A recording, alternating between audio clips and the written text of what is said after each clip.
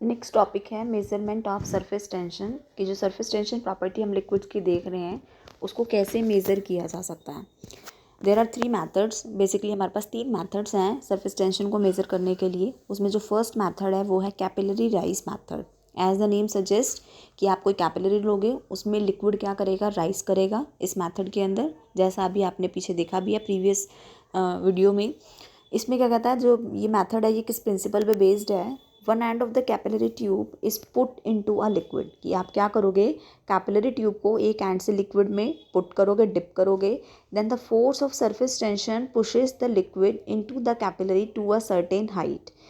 Surface tension की वजह से सरफेस टेंशन का जो फोर्स है वो क्या करेगा, लिक्विड को पुश करेगा कि वो कैपिलरी में क्या करे, राइज करे, जैसा आपको फर्स्ट डायग्राम में दिखाया हुआ है। इसके अंदर देखो कि आपने क्या किया है, एक कैपिलरी ली है, ठीक है, उसको आपने लिक्विड में डिप किया है और उसके अंदर क्या किया है, लिक्विड ने राइज किया है अप टू सर्टेन हाइट, और उस हाइट को आपने रिप्रेजेंट किया है एच से। Till the force of surface tension acting upwards balances the wait of the liquid column acting downward. और ये राइज तब तक होगा जब तक सरफेस टेंशन तो इसको ऊपर की तरफ कर रहा है लिक्विड को, और एक फोर्स और लग रहा होगा यहाँ पे, wait of the liquid which is given by mg। तो कहता है ये जो राइस है कैपिलरी राइस मेथड में लिक्विड का, वो राइस सरफेस टेंशन की वजह से तब तक होता रहेगा जब तक ये वेट इसको क्या कर दे, बैलेंस ना कर दे। ठीक है, तो इस प्रिंसिपल पे हमारा कैपिलरी राइस मेथड बेस्ड है कि आपको कैपिलरी में one end of the capillary को आपने लिक्विड के अंदर पुट करना है। सरफेस टेंशन की वजह से कैपिलरी के अंदर लिक्विड राइज करेगा और उस हाइट तक राइज करेगा जब तक वो जो फोर्स लग रहा है सरफेस टेंशन का वो बैलेंस नहीं हो जाता, किससे, जो डाउनवर्ड फोर्स लग रहा है वेट ऑफ द लिक्विड की वजह से। अब क्या कहता है, जो कैपिलरी हमने ली है सपोज उसका रेडियस आर है, इसी कैपिलरी को, जो फर्स्ट डायग्राम हमने ये कैपिलरी आपको दिखाई है, इसी की अब बड़ी इमेज बना के दिखा दी है, ये 2 लाइंस दिखा के कि ये कैपिलरी है और इस कैपिलरी का रेडियस क्या है, आर है। देखो जैसा ये दिखा रखा है, ठीक है।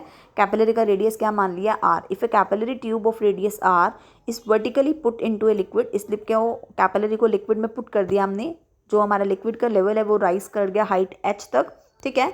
और उसने क्या बना लिया, एक कनकेव मेनिस्कस बना लिया। पिछले डायग्राम में आपको दिखाया था कि जब इस तरीके से मेनिस्कस बनता है तो इसको बोलते हैं कनकेव मेनिस्कस, जो बेसिकली वाटर के केस में था। और अगर इस तरीके से मेनिस्कस बनता है तो उसे बोलते हैं कन्वेक्स मेनिस्कस, जो मरकरी के केस में था, ठीक है। तो बोलता है कनकेव मेनिस्कस, हमने मान लिया कि कनकेव मेनिस्कस बन रहा है।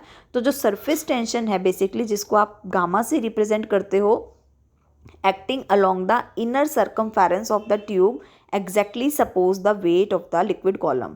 जब वो अपनी मैक्सिमम हाइट तक चला जाएगा लिक्विड, और आई कैन से कि लिक्विड का फ्लो या राइस कैपिलरी में बंद हो जाएगा, उस मोमेंट पे दोनों फोर्स क्या हो जाएंगी, बराबर हो जाएंगी, डाउनवर्ड वेट और अपवर्ड सरफेस टेंशन, ठीक है। तो कहता है अगर हम सरफेस टेंशन की डेफिनेशन देखें तो वो क्या है, फोर्स एक्टिंग पर centimetre acting and tangent to the meniscus surface, कि मेनिस्कस सरफेस पे हम टेंजेंट लाइन ड्रॉ करेंगे, जैसा हमने इसमें रिप्रेजेंट कर रखा है इस डायग्राम में, इस लाइन से कि हमने क्या किया है, मेनिस्कस सरफेस पे एक टेंजेंट लाइन ड्रॉ की है, ठीक है।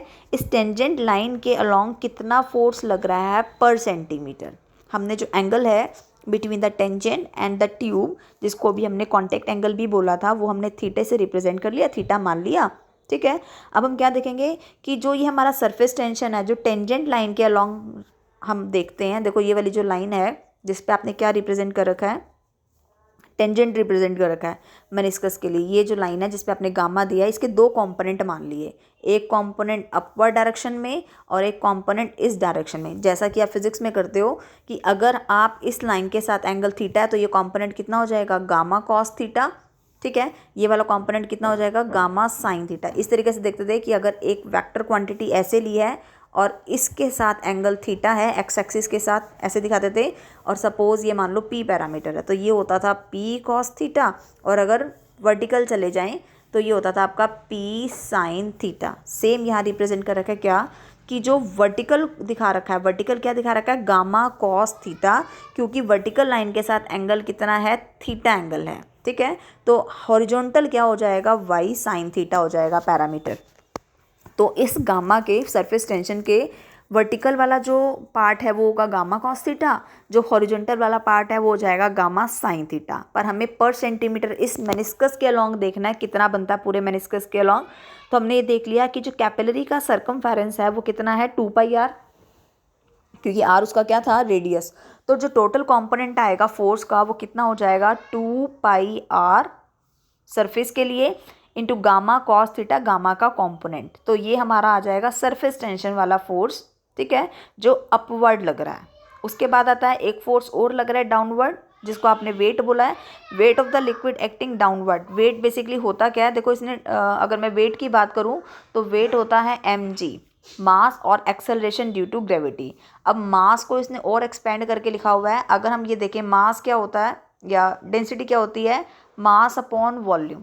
तो अगर मुझे मास चाहिए तो इस मास को मैं क्या लिख सकती हूँ, D into V, density into में वॉल्यूम। और वॉल्यूम क्योंकि आपकी कैपिलरी सिलेंड्रिकल है, ठीक है, सिलेंड्रिकल कैपिलरी है, तो सिलेंडर का वॉल्यूम कितना होता है πr²h। देखो हम क्या कह रहे हैं, हमें वेट वाला फोर्स निकालना है जो क्या है डाउनवर्ड एक्ट कर रहा है। वो वेट वाला क्या है mg, m को आप क्या पुट करने वाले हो डेंसिटी मल्टीप्लाई में वॉल्यूम, और वॉल्यूम क्या है πr²h। तो यहाँ पे डायरेक्ट क्या पुट कर रखा है πr²h, d है डेंसिटी और g है एक्सेलरेशन ड्यू टू ग्रेविटी, ठीक है। तो जो ये फर्स्ट वाला पार्ट है πr² h इंटू डी, ठीक है। तो ये पार्ट किसको रिप्रेजेंट कर रहा है, मास को, साथ में जी से क्या कर रखा है मल्टीप्लाई, तो आपके पास क्या आ जाएगा वेट। दोनों की दोनों फोर्स एक दूसरे को क्या करेंगे बैलेंस इक्विलिब्रियम पे। और ऐसा भी कह सकते हैं जब जो राइस है लिक्विड का कैपिलरी में वो रुक गया है, तो आपके पास अल्टीमेटली क्या आ गया 2πr गामा कॉस थीटा। ये जो फोर्स लेफ्ट हैंड साइड है ये सरफेस टेंशन वाला फोर्स है, जो राइट हैंड साइड है वो वेट वाला फोर्स है। ये एक दूसरे को क्या कर देंगे बैलेंस। यहाँ से गामा की वैल्यू कितनी आ जाएगी RH/2 कॉस थीटा। आर है कैपिलरी का रेडियस, एच है हाइट, कितनी हाइट तक लिक्विड राइज किया है, डी है लिक्विड की density, G acceleration due to gravity, और थीटा एंगल क्या है टेंजेंट लाइन कैपिलरी के साथ कितना एंगल बना रही है। कहता है मोस्ट ऑफ द केसेस में हम भी देखते हैं कि थीटा की वैल्यू 0 होती है, इसलिए cos थीटा 1 हो जाएगा। और अगर cos थीटा 1 हो जाएगा तो हमारी जो ये वाली इक्वेशन है वो रिड्यूस करके क्या आ जाएगी gamma is equals to RH/2। यानी कि यहाँ से हम क्या कैलकुलेट कर लेंगे, किसी भी लिक्विड का क्या कैलकुलेट कर लेंगे सरफेस टेंशन कैलकुलेट कर लेंगे। पर उसके लिए हमें क्या क्या पता होना चाहिए, हाइट, कितनी हाइट तक लिक्विड ने राइज किया है, और डेंसिटी कितनी है आपकी लिक्विड की, ठीक है। ये फर्स्ट मेथड था कैपिलरी राइज मेथड।